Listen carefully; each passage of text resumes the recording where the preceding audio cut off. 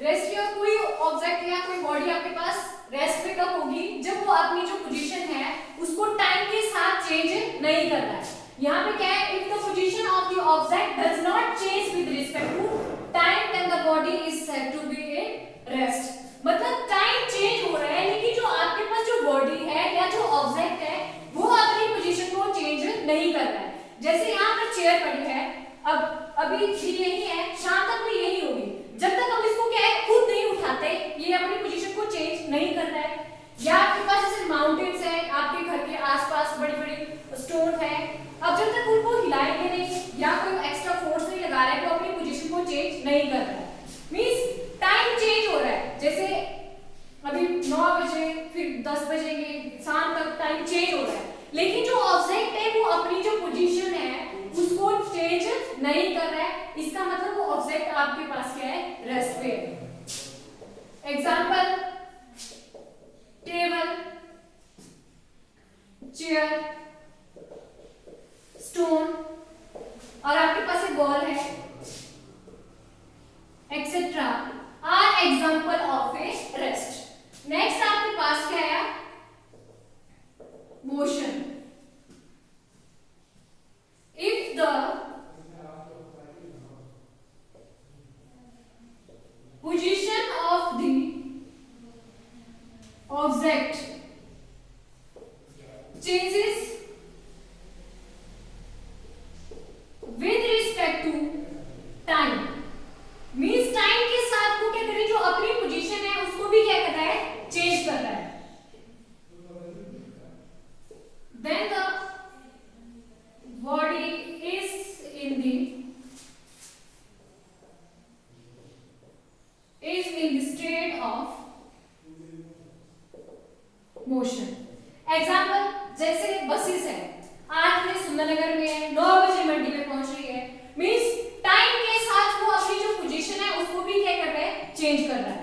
जैसे फैन है, हमने स्टार्ट कर दिया, वो क्या कर रहा है, मूव कर रहा है, मींस टाइम क्या कर रहा है, चेंज कर रहा है। तो जो अपनी जो स्टेट है उसकी जो इनिशियल स्टेट है उसको भी क्या कर रहा है, चेंज कर रहा है। मींस हम क्या बोल रहे हैं कि कोई ऑब्जेक्ट मोशन में कब होगा, जब वो टाइम के साथ साथ जो अपनी जो इनिशियल स्टेट है उसको भी क्या कर रहा है, चेंज कर रहा है। तो इसके जो एग्जांपल आपके पास आ रहे हैं, मूविंग बस या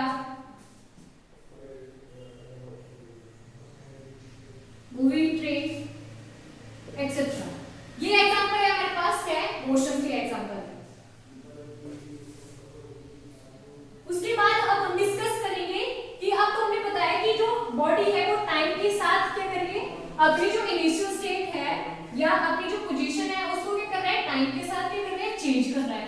अब जो मोशंस है इनको भी डिवाइड किया 3 पार्ट्स में, 1 dimensional motion, 2 dimensional motion and 3 dimensional motion. तो इनको हम क्या कर रहे हैं, स्टेप बाय डिस्कस करेंगे। फर्स्ट आपके पास है 1 डायमेंशनल मोशन। 1 डायमेंशनल मोशन में क्या आएगा कि मान लो कोई आपके पास है, कोई बॉडी है, वो जो 3 हमारे कोऑर्डिनेट होते हैं, कोऑर्डिनेट कौन कौन से होते हैं, x, y और z। तीनों में से क्या कर रहा है, किसी एक को क्या कर रहा है, सेटिस्फाई कर रहा है। मतलब जो ऑब्जेक्ट है, मान लो कोई आपके पास जो ऑब्जेक्ट है वो क्या कर रहा है, स्ट्रेट लाइन में मूव कर रहा है, मींस किसी एक एक्सिस में, मान लो क्या कर रहा है, एक्स एक्सिस में मूव कर रहा है।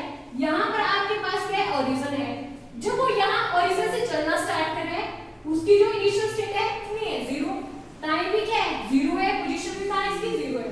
लेकिन जैसे जैसे वो टाइम चेंज हो रहा है उसकी जो पोजीशन है वो भी क्या हो रही है, चेंज हो रही है। तो यहाँ पे क्या है आपके पास, if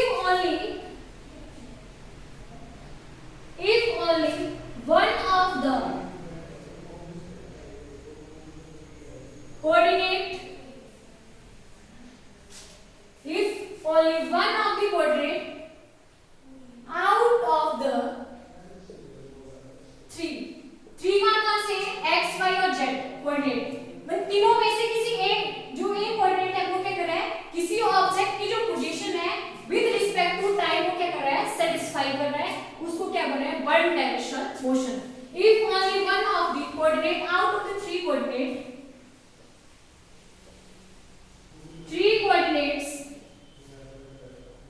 satisfy the position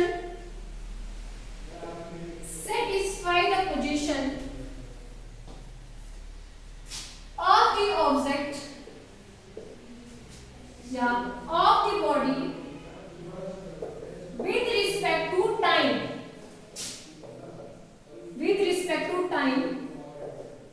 is called one dimensional motion.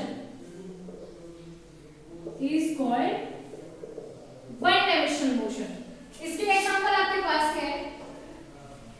Car moving on a road, straight road,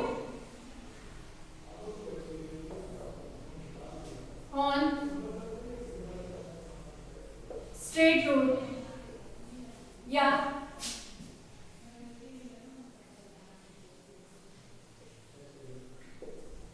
train move on railway track, etcetera are example of a one dimensional motion. Means वो क्या करेगा, जो तीन कोऑर्डिनेट्स होंगे हमारे पास x, y और z, उनमें से किसी एक कोऑर्डिनेट, जो एक कोऑर्डिनेट होगा वो क्या कर रही है, जो ऑब्जेक्ट है उसके मोशन को क्या कर रहा है, वो सेटिस्फाई कर रहा है विद रिस्पेक्ट टू टाइम.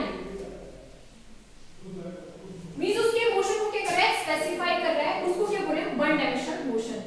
लेकिन आपके पास जो टू डायमेंशनल मोशन आएगा उसमें क्या होगा, थ्री में से आपके पास जो टू कोऑर्डिनेट्स होंगे वो क्या कर रहे हैं, जो ऑब्जेक्ट होगा उसके मोशन को क्या कर रहे हैं, स्पेसिफाई कर रहे हैं कि हमारे पास जो ऑब्जेक्ट है कौन से प्लेन में क्या कर रहा है, मूव कर रहा है.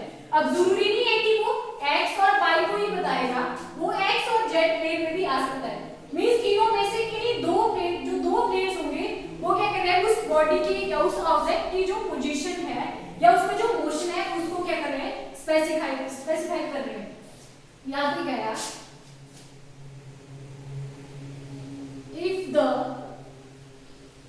two of the coordinate out of the three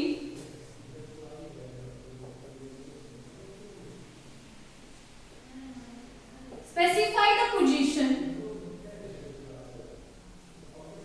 of the body with respect to time.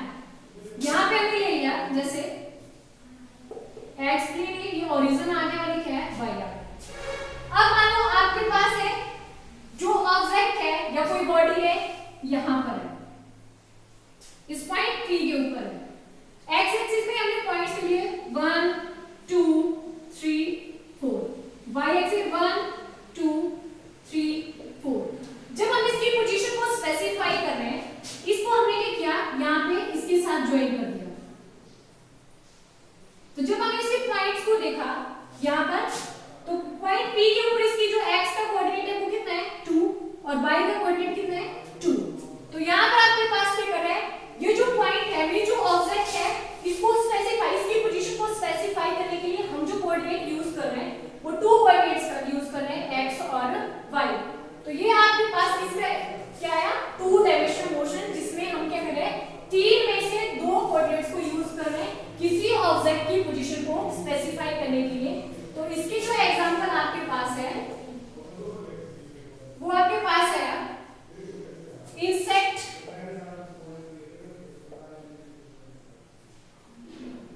crawling on the floor. Insect आपके पास क्या है, जो क्रॉल कर रहा है फ्लोर में. Planets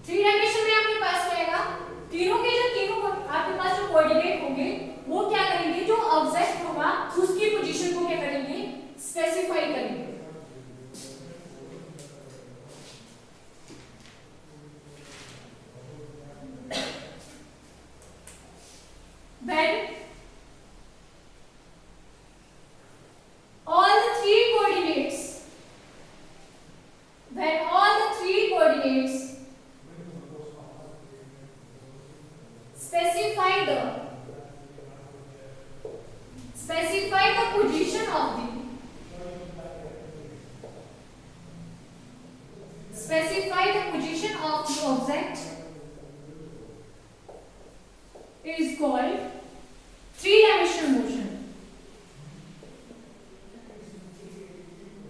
Is called three-dimensional motion.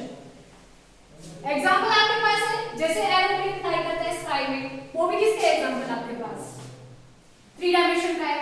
Bird fly in the sky, वो भी आपके पास किसका एग्जाम्पल है, थ्री डायमेंशनल मोशन का है. तो यहाँ पे आपके पास है जो गैस मॉलिक्यूल्स है, वो भी किसके एग्जाम्पल है, थ्री डायमेंशनल मोशन का है. जैसे हमने टू डायमेंशन किया, वैसे हमारे पास क्या आएगा, थ्री डायमेंशन आएगा. ये आपके पास ओरिजिन है, मतलब कोई भी आपके पास जो मॉलिक्यूल होगा, कोई भी ऑब्जेक्ट होगा, कहां पर होगा, अगर स्पेस में होगा, तो वो किसको कोऑर्डिनेट को मींस वो क्या कर रहा है, जो तीनों कोऑर्डिनेट्स है उनको क्या कर रहा है, डिफाइन कर रहा है.